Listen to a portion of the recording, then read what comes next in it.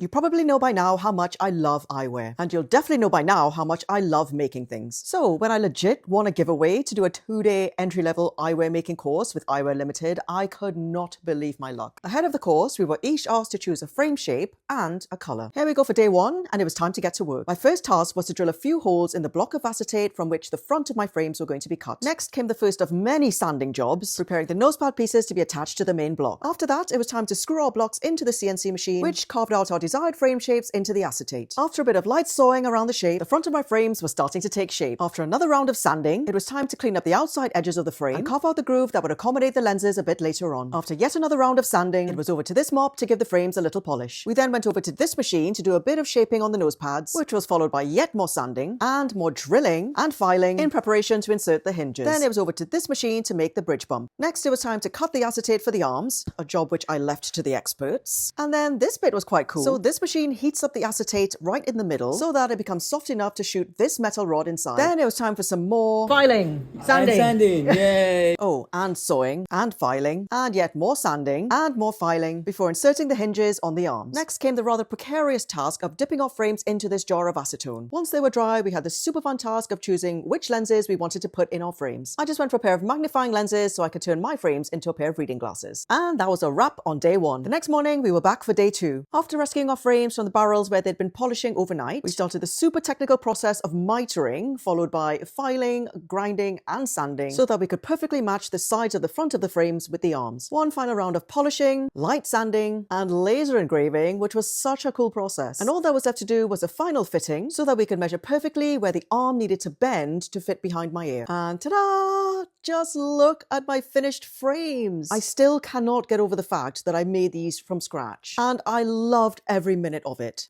Okay, almost every minute. Thank you, Mila and team, for the absolutely brilliant experience.